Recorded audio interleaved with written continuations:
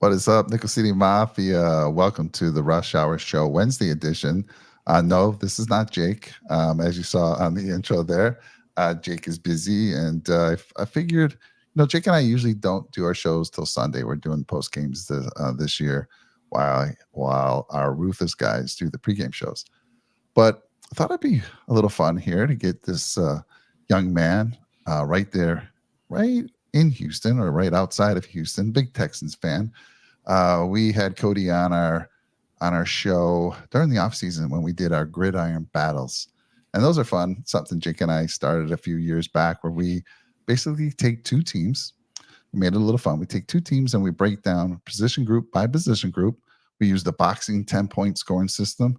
Cody represented the Texans during that show, and of course Jake represented the Bills. And Cody, I got to say, at the end of that, between you and Jake's ratings or your scores, it was 94-93, slight edge to the Buffalo Bills. We also have PFF that was thrown in there as well, because PFF's that third judge. All boxing matches have to have a third judge. And that third judge scored it 86-84 Buffalo Bills. So in the end, it was very close. And if you look at things now going into, week 5, we're both 3-1.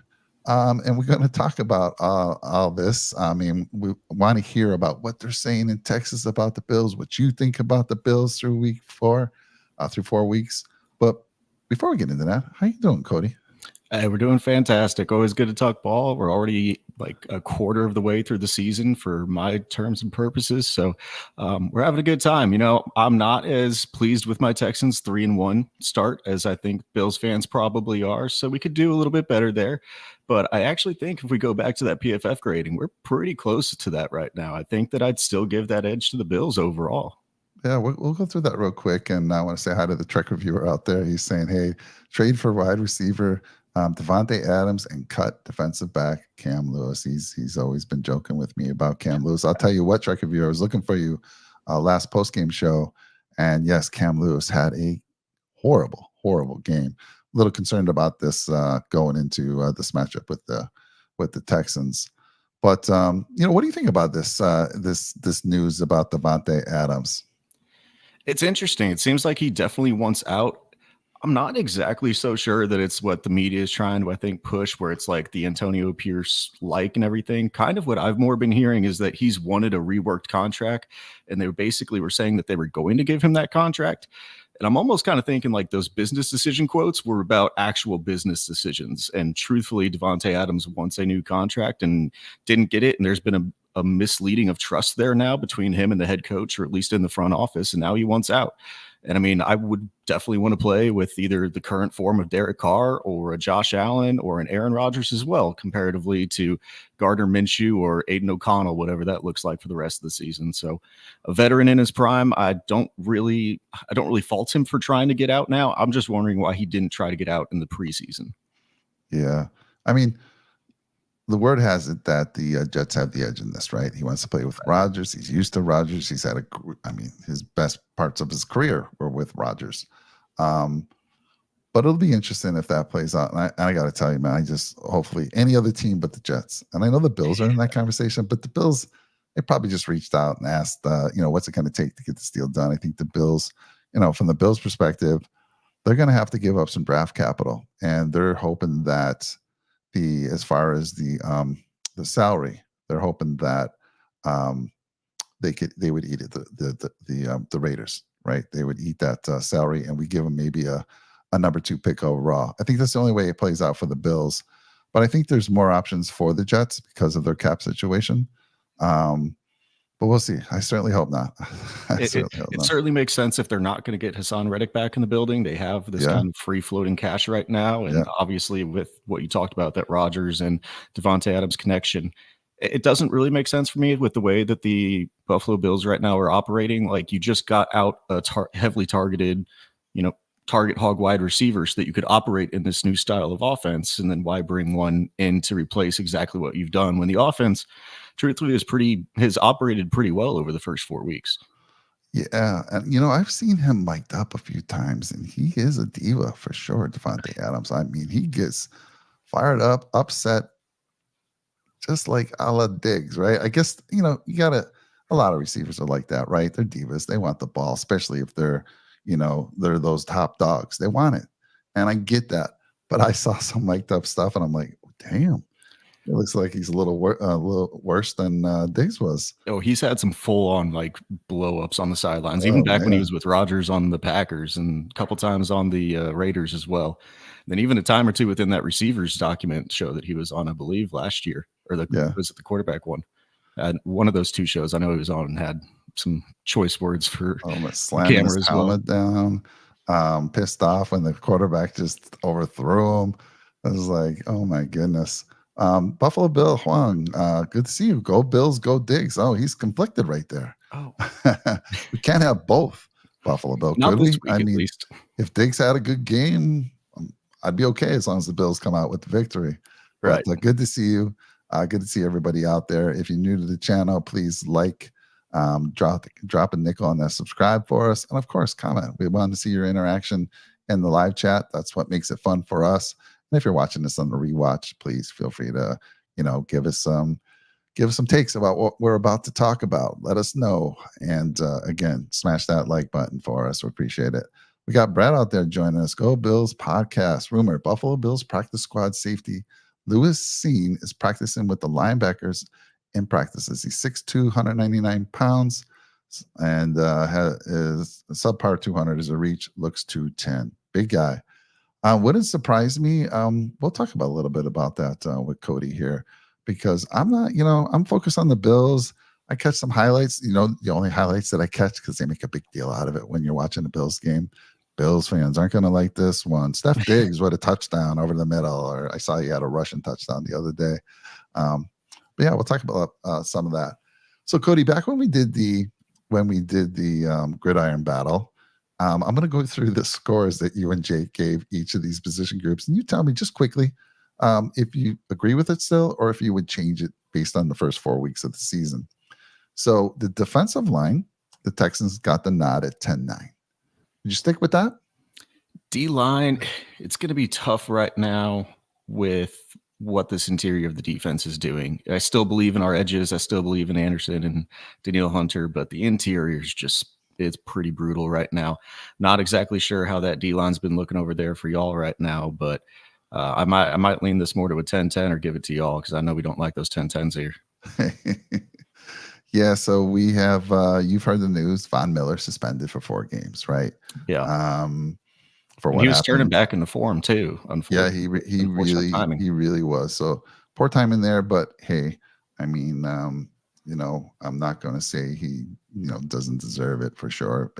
If what happened happened. So the league they investigated it. I just don't always like when they sort of implement it. Why not at the start of the season? Why did it take you 4 weeks into the regular season to come to the conclusion? Right. But anyhow, it doesn't matter there. So that's that is a big loss. Like you said, he was coming in the form. At Oliver, it's a little banged up, got a hammy issue. So that's a little concerning as well on that D line. And yeah, I don't know. I mean, I'd have to still give it to you. Slight edge there, because Von now is definitely out for the game. And then on the linebackers, the Bills kind of got a knockdown in this one. It was not a knockout, but a knockdown, 10-8. But you know the deal now. We don't have Terrell Bernard, Matt Milano. That's when we were thinking Matt Milano and Terrell Bernard were going to be our starters.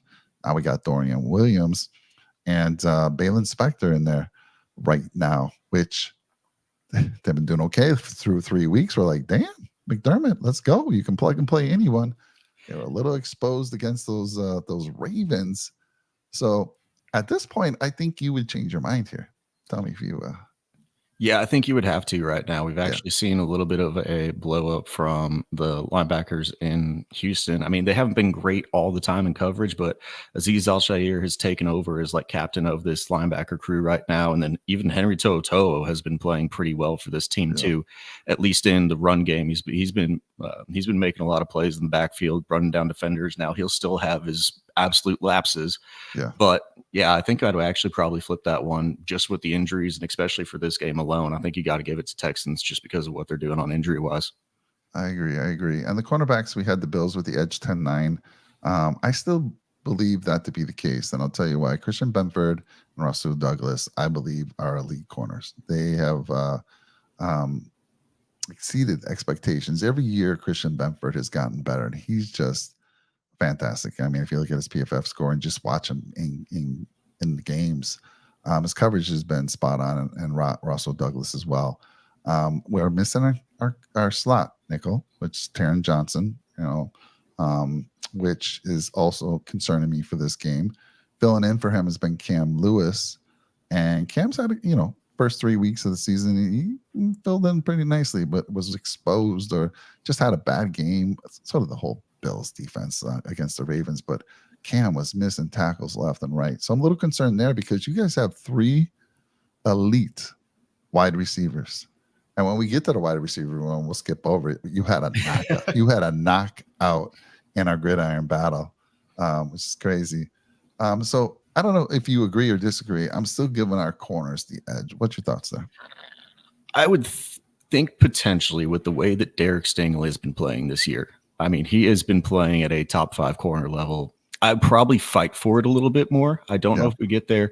The interesting thing, I think, on y'all's end, I mean, Teron Johnson logging 2 limited practices this week. I think I've been looking into, I looked at y'all's side a little bit before too, and I was thinking there was a chance he might be playing this week. I would love that. I mean, he's so key to this defense, but I don't know. I don't want to get my hopes up high. I did see that as well. We'll talk about some of the injuries because you guys also had a ton of injuries on that injury report. So we'll talk about like how many of those are, you're concerned about, or you think these guys are going to be playing. But yeah, I saw that. I think Bernard too. Let me bring this up real quick since we're talking about some of the injuries here. Let me go over here to let's see here. Yeah, it was Bernard logged 2 limited practices with his pec as well. So I think he could potentially be back too. Taylor Rapp was the only one that I really looked at y'all's team. And then Khalil Shakir was the other one on the offensive side that we'll get to. Logging 2 DNPs both for them. So they haven't practiced yet this week. Yeah, he tweaked his ankle during the game, played through it, but you could tell he wasn't the same after it. And so real quick, I have the injury report up. I know you had mentioned a few of them. So yeah, Bernard limited practice. I would love it. We'll see tomorrow. I'd love to see that be a full practice. I mean, if we get those 2 guys back, I'm feeling a lot better about this game. And like I said, Dean Dawkins had a hamstring. He was limited practice. But from what I heard from one of the beat writers who talked to him, Dawkins says he's a go. So that's extremely good news for us. I was definitely concerned early in the morning when I heard that. Like you said, Taylor Rapp, I don't expect him to play. He's going through concussion protocol. I expect to see Cole Bishop and DeMar Hamlin in the back there. And Ed Oliver, like I said, showed up with a hamstring limited practice, but hopefully he can be all right. And then Daquan Jones has had a vet rest. But on your side of the ball, talk to me about, you got Joe Mixon, who did not practice. Did he miss? I think he missed last week as well, right? He's only played week 1. He's been out since week 1 with that ankle injury, high ankle sprain. It was kind of reported as not a big deal, and he's not going to play this week, more than likely either. Okay. And then also with our running back too, Dameon Pierce, also dealing with his hamstring issue, also doesn't look like he's going to play. Wow. So that running back room is going to be Cam Akers. It is going to be Dario Gumbawale, my one true love in this backfield. And then it will be British Brooks, who's a fullback. And those will probably be the only 3 running backs that we have active on game day come Sunday. So I see on the injury report Laramie Tunzel and Tyler Howard. Concerns there? Tunzel, I'm not concerned with either of them on the injury. I am concerned with how they're playing. Not concerned on the injury report. Really, the other ones that are going to be actual concerns for me, Tank Dell logging the 2 limited practices. There was still a question. I think he's going to be good to go though. So I think we're going to get Tank Dell back, and we're going to be 3 wide at wide receiver still. I think everything else should be fine right now, other than just like depth pieces. Awesome. If you can hear my dog, I don't know why my dog always decides to bark when I'm on a live show. I'm like, where are my kids? What are they doing with the doggy right now? So I apologize if you hear the dog barking in the background there. All right, well, let's continue on here. So we talked about the safety I would definitely give you guys the edge there right now, only because Taylor Rapp does not look to be. And I'm saying going into week 5. Right. I'm only saying that because Rapp is not there. Yeah, I think we talked about this one last time whenever we were on, just saying it was like the battle of attrition between these two, and they were Yeah. both bad. Safety's been our 1 weak spot. All of our corners have been pretty locked down, and then safety's been pretty rough sledding this entire time. Whenever we've been getting beat, we've been getting beat over deep. Yeah. And then good to see you, Weston. Thanks for joining us tonight. And yes, my Yankees taking on the Royals. Let's go. I think the Yanks are going to sweep them, Weston. I'm just calling it right now. Sweep. All right. So on the safety room, when we did the gridiron battle, it was 10-10. O-line, we had the Texans. Now I would flip this one. Texans got the win in our gridiron battle 10-9. But right now, you look at, through 3 weeks, and I don't know, week 4 was rough, but once we got behind, it was pretty easy going for the Ravens. They just had to bring everything. Kind of hard to block that. But through 4 weeks, PFF has the Bills as the 5th overall offensive line, and I think Texans are around 16th. Would you agree with those rankings? I would agree on y'all's offensive line, and I would put ours even lower. I hate that unit with a absolute passion right now. They're not fully playing as badly as it looks. I mean, with the running back situation that we've had, they've actually been doing fairly well there. But the thing that I cannot get over, I'm going to go off on a little bit of a tangent on this O-line right here. This Texans O-line was 40 penalties for 326 yards only on the offense, but 26 of those have been committed by the offensive line. Laramie Tunsil has 11 of those through 4 weeks for 65 yards. And then Keon Green has 5 of those for 30 yards. They have the 6th most sacks allowed at 14, and they have been pressured on 27% of dropbacks. This offensive line was great last year because they weren't great in the running game, but could actually protect, and they haven't done that, and they've moved the ball backwards and killed drives repeatedly every single game. So do you think that's because the lack of your running game, you're with your top 2 guys out, although your running game's been okay? You've been averaging about 106 yards a game, just slightly under the Bills who've been averaging 110. But what do you think's happened there? Yeah, I mean, a lot of that was Mixon's first game where he blew up for like 180. But that one's kind of a little bit of an outlier because whenever you rush against the Colts, it's a really good day. However, since then, it has been definitely rougher sledding. I think a lot of it has to be with Juice Scruggs. I mean, to go back in on Laramie Tunsil, he actually called out the center, saying that a lot of the penalties were on him. And not exactly in those words, but there's just a lot of miscommunication where he's trying to start he's expecting the center to snap, and he's false starting, and he's going back. The center's still holding the ball. I think there's just a lot of jumbled pieces right now. I still think that there's a lot of improvement that Bobby Slowick has to do within his run game offense as well. And then the protection, I don't know really why the protection has been as leaky as it has, but luckily CJ Stroud's been good enough to bail us out. Yeah, so we've been pleasantly surprised. Of course, we had some changes on the offensive line as well. We lost Mr. Morse. Connor McGovern moved to center, and David Edwards moved over to left guard. And we were definitely concerned about that. But like I said, they've shown up. And through 3 weeks, it was like, wow, this line is fantastic. And, our friend Sean Kula, who does a lot of film review on the offensive line, said, you know what, the O-line didn't look as bad as you might think if you're looking at the film. But through 4 weeks, they're according to PFF, they're number 5, I think, on their rankings. So I would say for sure, Buffalo, we flip that, go Buffalo. Tight end situation, Kincaid and Dawson Knox, great 1-2 combo. I was expecting a little bit more, and I think we'll see more of Kincaid eventually. But they've been slow to go to him as often as I thought they would. But I'd still give us the edge there. Not what you're thinking. What you're thinking there? Yeah, I know that was one of Podgers and mine's takes that we agreed on was Kincaid was going to lead at tight end this year. Yeah. It's been interesting that they haven't utilized him as much as I thought they would, but still the offense has been churning good, so can't really fault them there. I'd agree with where we were, though. I mean, Dalton Schultz has still been good in what he does in run blocking. Unfortunately, Brevin Jordan, the backup, went on IR really early in the season, so it's rookie Cade Stover that's up next.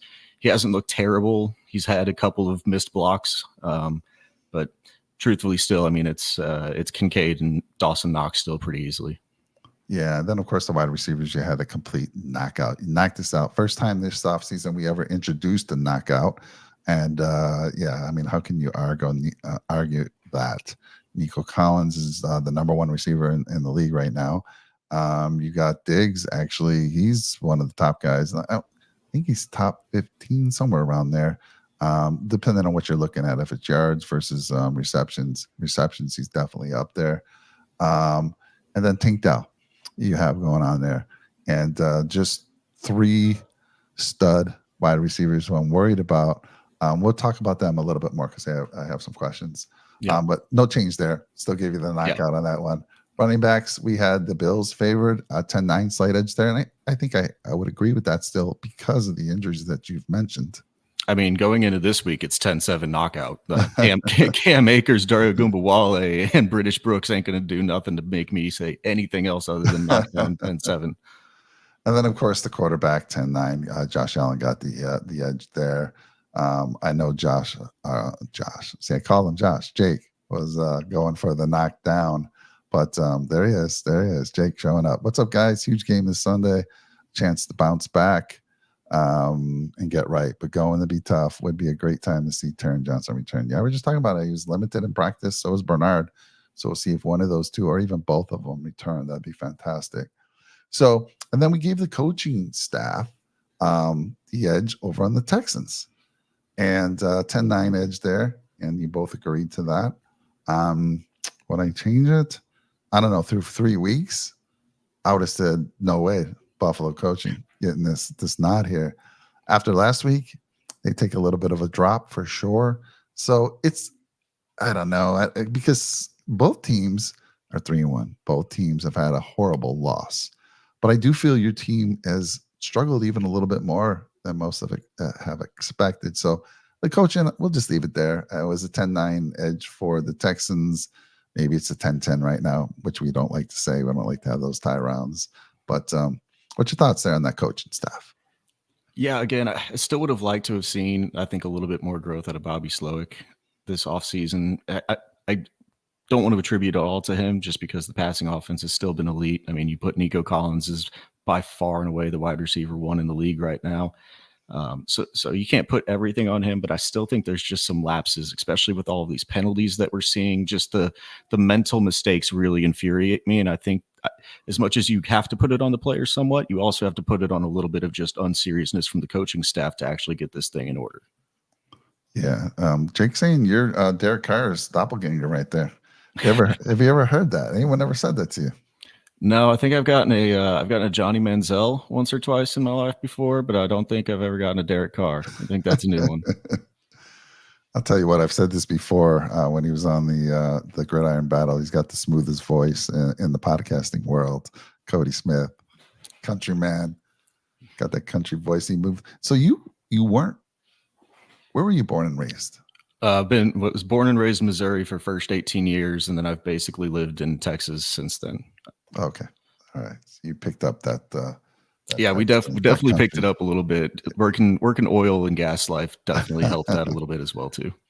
Gotcha. All right. Well, let's get into it. So, some of the questions you've kind of answered already, but my first question to you was like, before we get into what you think about the Bills and what they're saying, the media outlets and just fans in general are saying about the Bills, I wanted to talk a little bit more about your team. And that was basically what are some areas that have met or exceeded your expectations? And then where have they failed to meet your expectations? Yeah, so truthfully, it's a lot of the cornerback play. Jalen Petrie, I think, has really stepped up. We were looking for a little bit of a bounce back from him. I think I've seen a really big resurgence from him. Definitely one of the areas that I think we've seen step up. But honestly, the biggest one, CJ Stroud and his ability, and we're going to talk about on the other side of this, he's evolved his game even further because truthfully, he was more of a just like drop back passer last year. And he still had some move and he could still extend plays, but he has shown so much more in that way this year. It's been absolutely incredible to see what he's been able to extend plays and create plays with. Like he's up there with Brock Purdy's also been another quarterback that I've really seen a lot of growth from there, I think this year as well. But he's up there with one of the mobile quarterbacks who just doesn't rush as much, and I didn't see that as much from him last year. Mm-hmm. And then the thing that you have to be the most impressed with is Nico Collins has truly turned into a bona fide alpha wide receiver one in this league.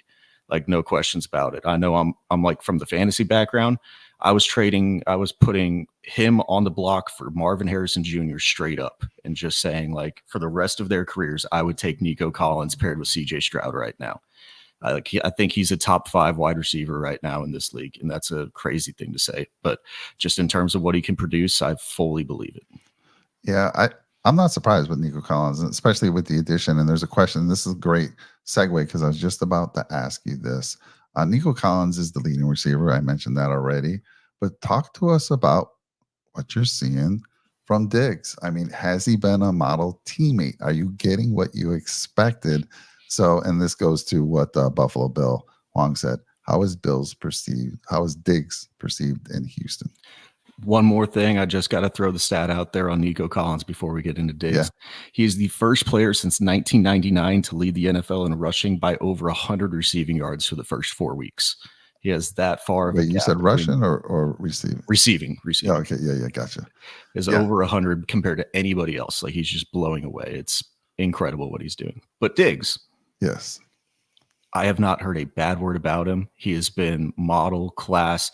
Everybody says that he just comes in, loves ball, having a great time, absolute stellar teammate. I've legitimately not heard a single bad thing. And his play on the field has been pretty fantastic too. I mean, to be already thrown into having a trick play passing play within the first 3 weeks. That's where he scored that rushing touchdown that he actually ended up running in. It was a drop back, like, trick play pass, and he just ended up seeing a hole and ended up running towards the goal line and getting it in. It's been fantastic, and especially with Tank Dell being a little bit banged up too. You're not putting out Robert Woods as your wide receiver 2 right now, which was kind of what we were doing last year alongside of Noah Brown. He's been fantastic possession receiver. He's been beautiful in the red zone. They have schemed him open very, very well, and they've done a very good job with Stephon Diggs. Have not heard a bad thing about him. And as far as if we can continue this path on our entire year, it would be a fantastic trade. I'd be so excited about what Nick Caserio was able to do with that trade and getting Stephon Diggs over to this team. Yeah, so he was a model citizen early on with us as well. And I expected him to have a nice season with you guys. He doesn't have to be that number one guy. You got Nico Collins, you got Tank Dell, and he may not be at the, in his prime, but he's still a damn good receiver. Diggs is. And so I expected him to have a good season. I was just concerned about, what kind of teammate would it be. But he sounds like he's fitted in just fine. He's playing. I mean, you guys did a great job with this contract. I think you guys bought it out and took it down to it's a 1-year deal, right? Turned it into a 1 year, but basically like up the guarantees, I think. But he's only playing on a 1 year, yeah. Yeah, so he's playing for a big contract, probably one of his final contracts after this year. And if he has a nice season, he should be able to get that easily. So Jake saying, yes, Nico's absolutely insane, the top 5 receiver in the league. Everything you want in a receiver: fast, great hands, and great size. And then Buffalo Bill saying, great to hear that. We love Diggs. Except this week. Yeah, I'm conflicted here, Buffalo Bill.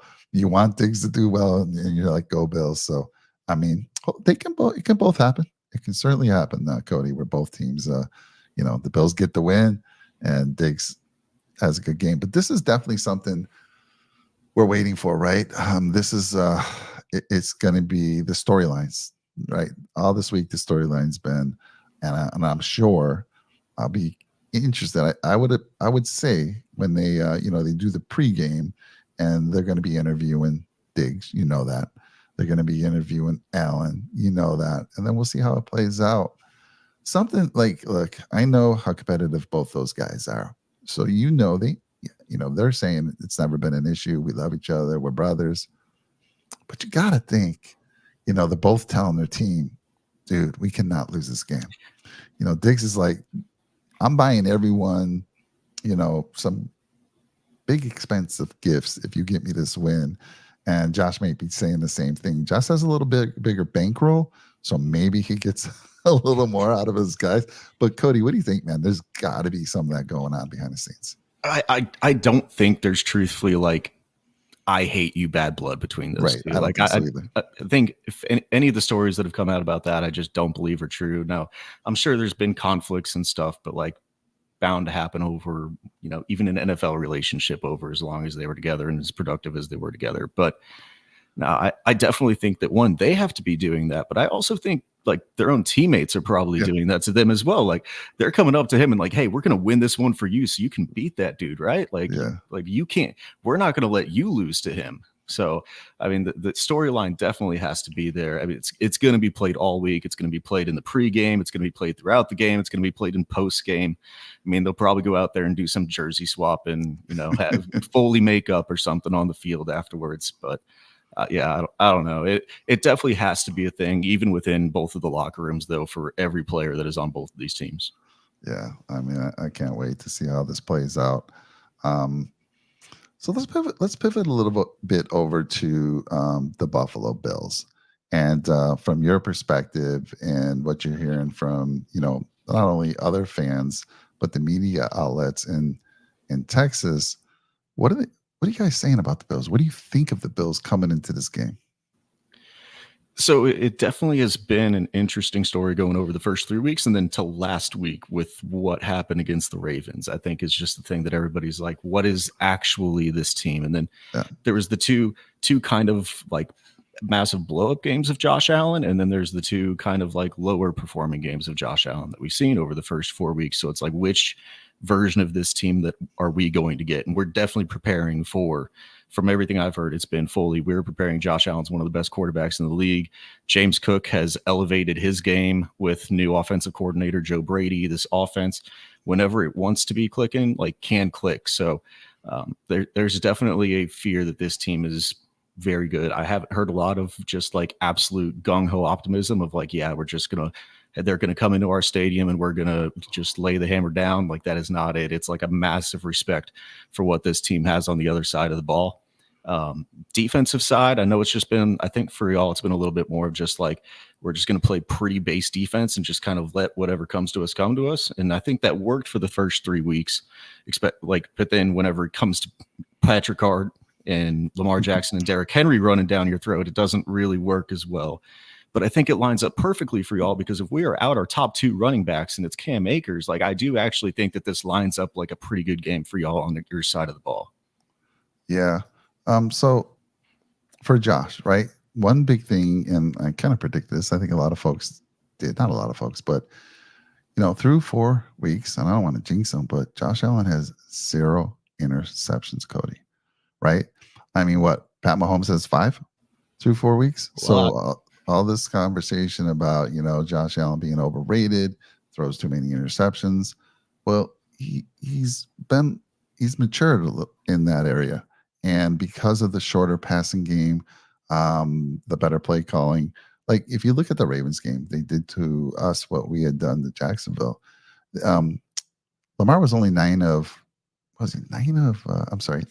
of 18 completions, and 9 of those 13 completions were to his running backs. Yep, a lot of Justice Hill out of the backfield. Hill, 3 to Derrick Henry, which fantasy football owners were ecstatic about that. They're not used to seeing Derrick Henry get receiving yards, not and let alone a touchdown out of the backfield as well, as far as receiving. So same thing with Buffalo. We've been working the short routes, doing a lot of motion, trying to see what the defenses are giving us, and Josh making that adjustment. And there were times in that game last week where the momentum was shifting. There were just a couple plays that just really, put that fire out quickly for us. One of the trick plays, not going for it early in the game when we were moving the ball right on the first drive of the game, and then we got let's not go for it. But anyhow, there were some things, but yes, it was definitely Ravens that they just came to play, and we need to do a better job. But yeah, so Josh Allen, I think everything that we've said about the Bills coming into the season has been true. We don't have that big number one. We don't have that Nico Collins, who's going to get 12 receptions a game. We thought Kincaid might be that guy to get, those 7 to 10 receptions a game, and he still might be. But right now, they've been distributing the ball, which we thought. I mean, we've had 10 receivers a couple weeks ago. I forget how many we threw it to last week against the Ravens. But yeah, we're distributing the ball, shorter routes, a lot of motion. Josh Allen just taking what the defense is giving him. And Josh Allen will still be Josh Allen. I mean, we saw that amazing play when he rolled to the right, found Khalil Shakir down the field. Whenever Josh Allen rolls to the right, I always say Bills Mafia delight. But yeah, so offensively, I think there's no surprise. I think we're doing exactly what we want, and we just didn't have any answer to what Baltimore was doing. It seemed like we got out of our game plan. Once that Derrick Henry 87-yard touchdown out of the gate happened, it just seemed to change the game massively. I think the defensive side was like, "Oh my God, we've been planning for Derrick Henry." We weren't surprised. We know Picard was going to be blocking for him. We knew Derrick Henry was going to be coming at us, and we let him go for 87 yards on that first play. Cody, my goodness, that's crazy. On the defensive side, you're right. I mean, I am concerned a little bit because, and maybe we're getting a little lucky with your running situation because you don't have that Derrick Henry. You don't have that Picard leading for him. So, and we had done a pretty decent job. We're playing that, we've always been that team to kind of make you work for it. Bend but don't break. A lot of defenses are doing that this year. Let's see if you go on 11, 12 play drive and put it in the end zone, right? And not make that mistake. Hold them to a field goal type thing. And we've been getting by considering the injuries. And I'm not going to blame injuries because everyone has injuries in this league. So again, I like what you're saying there, that maybe this is a good week because you are going to be starting your third string running back. But my biggest concern, if Taron Johnson can come back, I'll be put at ease. But I'm more worried about that slot guy. I think it's going to be a great matchup. Rasul Douglas on Nico. And then we'll probably have, I was thinking, actually, one of our friends, Sean Kula, I mentioned him earlier, was saying, if I was the Bills, I'd put Kyer Elam in the slot. I'd put him in the slot, and Cam Lewis, I would not have him play or start. So that's interesting. Kyer Elam we thought he was going to have a big year. It's not that he's been bad. It's just the other two have been elite. He hasn't been able to get any playing time. Right. So I would love that move. Don't know if it's going to happen, but yeah. So long way of saying, yeah, I think the defense concerns me at the linebacker role. But again, where I was worried last week was covering the tight ends. You guys don't have those tight ends for us to worry about. You have those receivers, and I think we got the corners to stack up against them. So that's going to be interesting. And of course, I feel like McDermott's just a genius with whoever's playing safety. Like they're just McDermott has those ready. So obviously Cole Bishop and DeMar Hamlin. But yeah. So what about you? I don't know. I don't know how much I don't know the actual number off top of head about what our snap or motion at snap rate is, but I would be interested, and I don't know this level of film on y'all side either, but just if it's just a strict lineup and actually play against a guy, what has actually really been good about what's brought Diggs into this offense right now is the ability to move him, Tank Dell, and Nico all over the field pre-snap motion to try to just get Nico into those open opportunities over the middle of the field and get him that yak and get over top and into that safety level. That's really what's been working so well for this defense. So I'd be interested to see where those matchups go, if they're going to actually travel with those wide receivers and play along with them. Yeah. That's one of my key matchups. It's basically our corners versus your receivers. But let me ask you, so where do you think the Bills can attack your team on the offensive side? Where do you think the Bills can attack? It's going to be James Cook right now. Okay. It is absolutely James Cook. Up the middle run defense is just truthfully not there right now.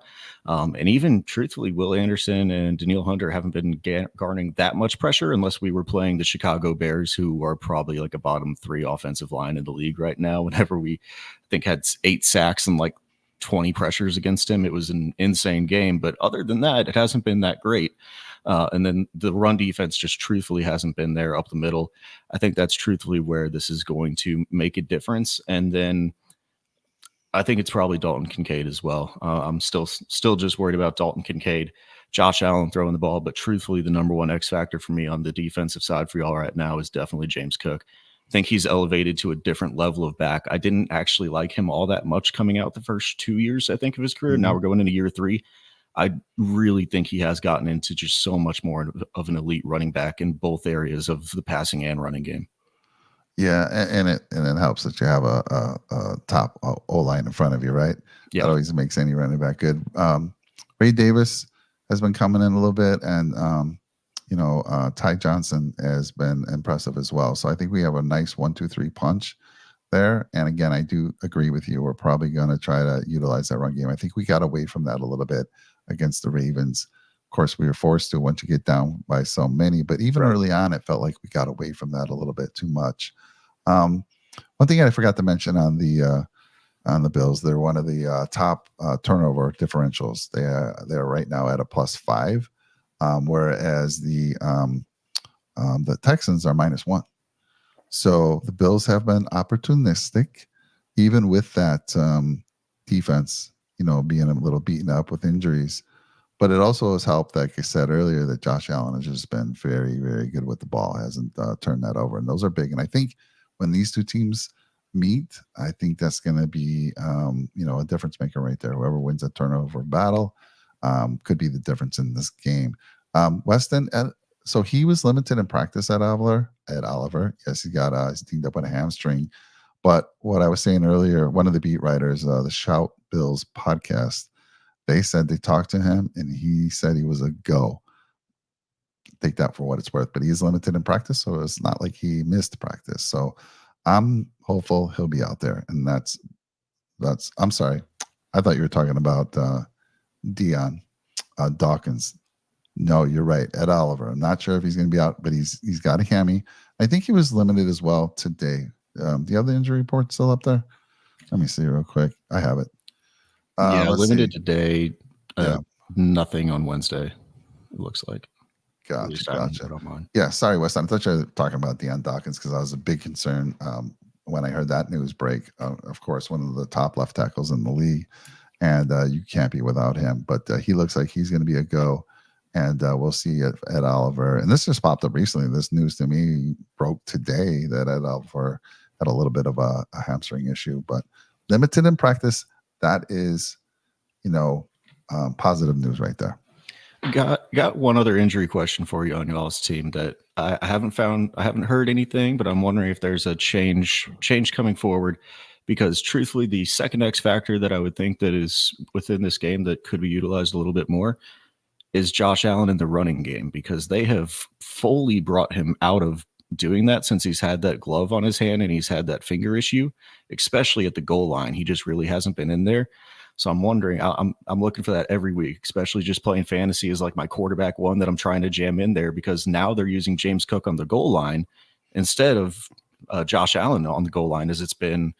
I've called James Cook a between the 20s runner for the last 2 years, because anytime you get in the red zone, it is Josh Allen running power run gap scheme for y'all. And I think that could be another really big play if he's able to actually go back and do that. Yeah, they've been protecting that left hand pretty good. He definitely has been affected by it, especially how he has to hand off the ball.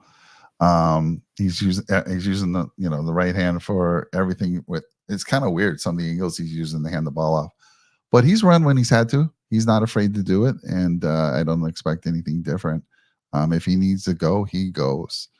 He's been a little smarter with getting down, and I think what you're seeing is, hey, if you got a top offensive line, why not let your running backs do the job there and let them get beat up instead of your quarterback? But he had some. He had that one. He was the offensive player of the week.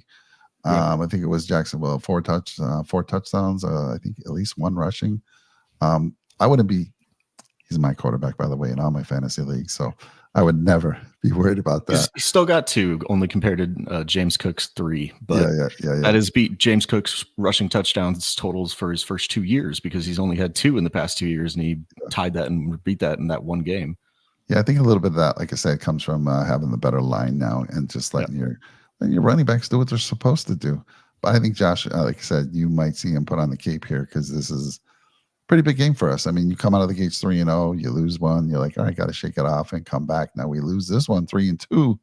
We go Monday night against the Jets, and oh my goodness, big game right there.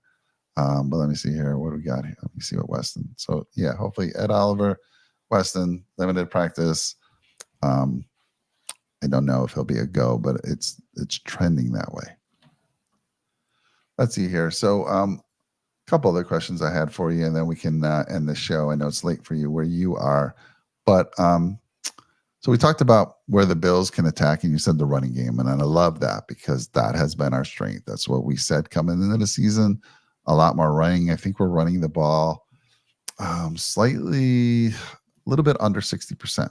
So we're running the ball more. That might have changed last week, but not much. So we're still heavy run. And I think you'll see more of that based on what you said. So now let's pivot over to your side. Where do you think you see the Texans taking advantage of the Bills based on what you've seen through 4 weeks? CJ Stroud is going to have to do what Josh Allen has done for the past couple of years. We've seen, and we've been trying to talk about it. It's Josh Allen has played more reserve, and he just hasn't been playing hero ball. CJ Stroud's going to have to play hero ball. Like, he's going to have to put drives together. He's going to have to scramble, roll out, make some more time. And he's going to have to find, hopefully we got Tank Dell back. It sounds like we will, but I truthfully think this is just going to have to be a passing attack game.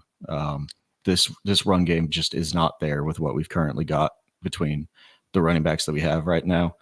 And then hopefully the defense can just hold up enough. But I truthfully think that, like, if they're able to pull this game out, it's going to be a high scoring affair shootout, and it's going to come down to CJ Stroud with a 2 or 4 minute drive to end the game. And it's probably going to end on the last possession. So I'm fully just trying to put my trust into CJ Stroud right now, let him play some hero ball, and let Nico Collins go up with him, and Stephon Diggs hopefully have a little bit of a revenge game too. Yeah, depending where you look in Vegas right now, I think Vegas has the Texans favored by 1.5. So coin flip there for the most part, and they're just getting that point because they're at home. Just looking at Stroud's current stats here, obviously he's 3-1. He's got a completion percentage of about 67.6, which is extremely good. He's thrown for 1,054 yards, 6 touchdowns. Touchdown percentages, well, I won't get into that one, but he's thrown 2 picks. Still very good. His interception percentage is 1.4. You want to see that under 2, and he's at what you want to see. Josh Allen's just being amazing right now. He's 0, which is incredible based on what people have said. And then let's see his QBR rating and this is Stroud, 61.3, and his quarterback rating overall. Again, the QBR rating is ESPN's rating, which I kind of like that one better, but it doesn't look as fancy as these quarterback ratings because they're over 100 yards. Or I'm sorry, over 100 points. Whereas the QBR 34.2 perfect rating. Yeah. Whereas, and it's weird numbers too. Perfect rating is like 140 something. Whereas the QBR, the max is 100. So, and it takes a little more into effect. Not everyone's bought into it. And I think that really, like I said, Cody, I think it's only because QBR, the quarterback rating looks better. For instance, Stroud has a 98.4. As far as Josh goes, give you some of his numbers here. And he is 3-1 as well. He's thrown for, let's see how many yards he's put, 814. So again, we're putting a lot more emphasis on the run game. Yardage is down in the passing game, about 200 yards less than what Stroud's thrown for. He's thrown for 7 touchdowns though. And he's completion percentage is 69.3, which is currently the best in his career. He had 69.2 back in 2020. Let's see. And then, of course, the interception percentage. That's the big thing right now. He's taking what the defense is giving him, not making those mistakes. And it's just funny to me. I love saying this. I know Weston doesn't like me saying this because he's a Chiefs fan, but Pat Mahomes with 5 interceptions, although Pat Mahomes is 4-0 too. So they figure out a way to get the win. Josh Allen's QBR rating. Check this out. I don't know last time I've seen one this high. 82.3. And his quarterback rating is 116.5. See, that 116 just looks good, right? Looks good. And yeah, so both these quarterbacks similar as far as the numbers right now, and it's gonna be fantastic. I can't wait to see this. So there's been a lot of talk here about just like, is this the next AFC quarterback kind of head-to-head battle that we see consistently over the next couple of years. Obviously not in division or anything, but I mean, we've already played a couple of times in the playoffs, and it's so awesome to see the growth from Josh Allen from, I think it was 2019, whenever we were in that playoff game and he was still playing. I mean, he was playing triple hero ball back then whenever he was running around. But the progression that he's made at this point of his career is just fantastic. Yeah. All right. Well, let's finish this up with key matchups, and I'll start with mine. So again, I think I mentioned this earlier. To me, it's going to be. I'll talk about a couple of them. It's again, I've been calling them elite. Our corners versus your receivers. Now, where I'm a little concerned, again, if Taron Johnson's back in, I'm loving that. He's who plays out? Is it Diggs who's been playing in the slot? It's moved around a lot. Like I said, it's moving around incredibly, but typically lined up. Yes, it is Diggs out of slot. Yeah. So that'll be the interesting matchup. Who takes on Diggs? Of course, Nico Collins, I think, will be Russell Douglas, and Benford will take. I don't think he'll take Tank Dell. I mean, if, but it depends where they line him up. And again, if Taron Johnson's there, he'll be watching some Diggs. So what we did like, again, what I liked, what Sean had said, hey, I'd put in Kyrie Elam against Diggs, and that was because in training camps, Diggs Kyrie Elam would always get under Diggs' skin, just get him pissed off, fired up, because Kyrie Elam's a very handsy corner.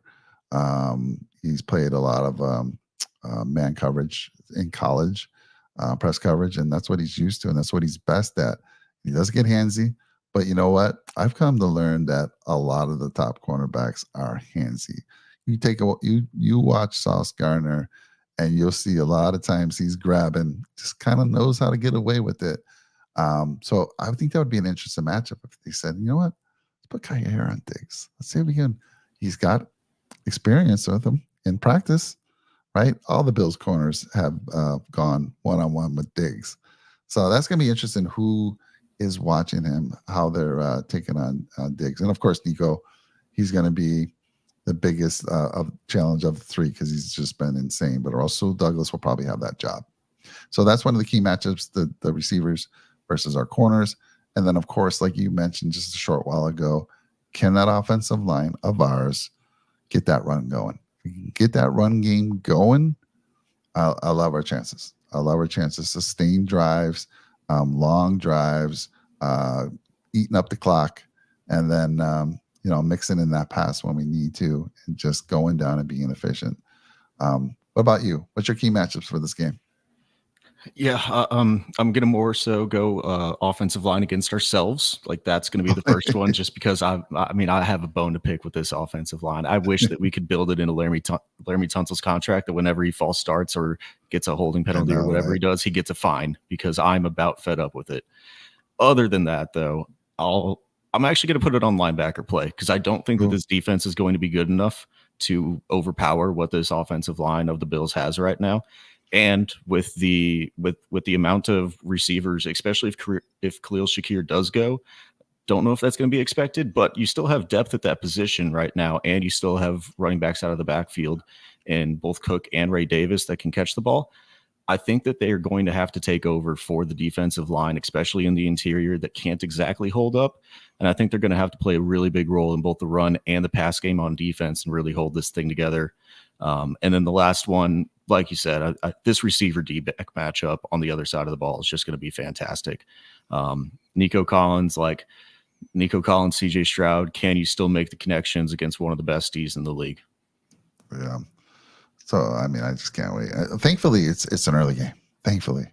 Don't have to be stressed out all day. Yeah, we have so many primetime games, and I hate waiting until Sunday night or Monday night. It's just rough. So I'm happy to see that we finally got a 1:00 Eastern game. Have you been to a Texans game? I haven't been one this year. I haven't been one this year. Unfortunately, there's probably about half the talk that we actually have around our team right now is get the fans into the dang stadium before kickoff. We're a very, very slow team that likes to tailgate, apparently. And we'll see if they've answered the call. But every radio hour that I've listened to, that's probably been at least one segment. We've started shooting off fireworks to like alert people of game time happening Oh my soon, apparently, gosh. to like try to get people in. They've had like, hey, you need to start doing merchandise giveaways of like the first 10,000 people in get there. It's a little bit of a problem. So we'll see if That's crazy. we'll see if the game if the broadcast tape actually shows our fans getting into the building at the I, beginning of it. I don't know. The Mafia travels well. So we'll see what kind Definitely of those Mafia shows up there. The Mafia, they love the tailgate as well. But one thing about Bills fans, they're not missing kickoff. You Oh no. need to be in your seats for kickoff. That's just the rule. Got to be there. So that's a little fun. But I guess, you got some of the best barbecue. I mean, Kansas City's going to debate that with you. And maybe this just so damn good. I actually went up there. My sister's up in K-State right now, so Yeah. I actually went up into the Kansas City area or Kansas area and had some KC Nice. barbecue. Does not compare. No, Oh, it's down here. Weston's gonna arm wrestle you on that one. Weston, have you been to Texas for some of their barbecue? I think you have. Weston's kind of a barbecue guy, and he likes to go all over the place. It is But, drown it in black pepper and Yeah. absolutely smoke it for 18 hours. Brisket is definitely our thing. So when you went to the game, did you go to the tailgate, or did you just get into the game? I've had one where I think I've done tailgate, and then one where it was just like a back of the van, open it up, sit there for about an hour, have some drinks, and then go on in. But I've never missed kickoff. I've certainly have never. I would never. With the ticket prices the way they are, you'd be an idiot. I hate to say that word, idiot, to not get to your seats unless somebody just gave you a bunch of free tickets. But that's not the case. I think there's also been some talk of like it just being a little bit of a problem of like Houston's just so big and has so much money with a lot of people that a lot of especially like season ticket holders are not exactly your diehard fan season ticket holders. And there's been a little bit of talk about trying to roll those over and get some new fresh blood into the season ticket holders and try to get to some more people who can actually get into the stands. I kind of like what you're saying there, because Mafia, maybe purchasing some of those tickets, getting into the stadium, showing up like we normally do, and being just as loud as those fans. We'll see. Mafia does travel well. Always love to see what we're going to bring at each game. So Weston's saying, yeah, Texas pretty good barbecue. KC and Texas are the top two. Houston is huge. I was there last November. Yeah, or like 3.6 million metro area. Yeah, it's good stuff there. Well, Cody, man, I can't wait. I mean, I'm going to ask you. I know you got to say your team. Well, I'm going to ask you, who's going to win? Give me a score prediction. Ooh, okay. No, I'm a pessimistic fan, as we talked about last time. I'm going to say that they lose. They barely eked out a 2-minute drive comeback against the 0-4 Jags last week. I don't have enough faith in this team right now, other than CJ Stroud and Nico Collins. I have questions pretty much everywhere. So, no, I'm going to give it to a Buffalo Bills side, and I'm going to lean a 27-31 game. That sounds about right. Close one. That does sound about right. I think these offenses are going to put up some numbers. So I like that. As far as this is a tough one for me. I like that you won. So you're coming in with a win. If you had lost, I'd be saying we're probably going 3-2. I don't know why that is. It just feels like a team coming off a loss, which we are, usually rebounds. Although last year that was not the case when the Bills were 6-6 to start the season. So I like the fact that we're coming in angry. We're looking to get back to Buffalo Bills football. You guys are coming in with a victory, and I think it's going to be close. I'm not going to say a score because I'm so wrong on scores. I'm just going to say it is also. I'm going to say it is a 6-point game. 6-point game. I'm going to say. I don't know if I've ever said like in the last 2 years the Bills are going to lose this game, and I need to. I know it's a homer thing, But I like our chances, especially with some of the things you said, especially that running defense of yours where we can take advantage of that. So I like that. And yeah, so I think the Bills get the win here, 6-point game. Yeah, I think it comes down to last possession. Whoever has the ball does that. I think probably ends up getting this one done. Ooh, I don't know if my heart can take that type of game, but hey, it's some of the best football to watch when that happens. Cody, it's been a blast. Talk to tell everyone where they can see you, what you've been doing since the last time we saw you. Yeah, it hasn't been too much. We're sticking only pod right now, so we're not on the YouTube side of things. But DD Fantasy Football, the old one was Destination Devi, but DD Fantasy Football. Sometimes I'm on their YouTube, but not too often. That's only a once in every while thing on their trade show for fantasy football. But I'm a Dynasty Fantasy Football junkie. You said you like the 12 a.m. game. I actually kind of don't because I'm a red zone junkie and I can't focus just only on my Texans playing at a 12 a.m. slate. I actually have to watch every game. So I do love the primetime games so much more because I can actually focus on the Texans whenever they play. But yeah, Dynasty Fantasy Football. I'm on X over at Cody Smith TFDR, and then DD Fantasy Football is where you'll find all of our content for everything that we do over there. We put out a podcast on their Spotify, wherever you get podcast feed, each and every Tuesday for the Overreaction podcast. So, Cody, send me some of the links to the different places, and I'll put that in the description of the show. Definitely get over, check out Cody. Obviously, listen to this guy. He knows his stuff. He's got the coolest voice that you'll hear. And this is why I'm saying, Cody, why aren't you doing more YouTube, man? You got to get that face. You got to get that voice all over YouTube. What's going on? Unfortunately, I don't like being up at 2 a.m. with my co-host too often. So Oh, I can only really do that one about once a week to not ruin my entire week and only ruin the first 3 days or so of it. But we could do some more solo stuff, but I just haven't had time. Haven't had the time recently. It's just been a lot of we just enjoy doing the pod, putting it up, but definitely always enjoy getting on YouTube and putting on the microphone as well with y'all whenever you can have me. well, maybe post game Sunday we can get you on and talk about, maybe we can have get your side of things, however the game goes. We'd love to have you. So we'll see if that works out for you. Because what do you think about? So I'm on the West Coast, Cody. I get to see those 1 o'clock games at 10 a.m. and I love that because I don't have to wait long. I wake up, I get some breakfast, game time, baby, game time. Let's go. And then unless I'm really interested in the Sunday night game, my day's over by 4 o'clock. I still got some time left because I'll watch some of those afternoon games. But my day's over. Yeah, my problem is I will sit on the couch from Saturday at 10 a.m. to start start kickoff on ESPN, Yeah. and then my football doesn't stop until about 11 o'clock at night on Sundays. But yeah, if you all doing something post game, definitely let me know, and I can probably make it work. Will do. Sounds good, Cody. So I appreciate you again coming out and joining us, and hopefully we can do more of this because you're fantastic. So thank you. Send me those links. I'll get them in the description. So go down, check out Cody's links, where you can go find them, where you can go listen to that smooth voice and get some really good information. By the way, Cody's in our Discord. Our Discord is absolutely free. I highly recommend everyone go in there. We have a fantasy football thread, and we actually have a fantasy football show on Nickel City Mafia.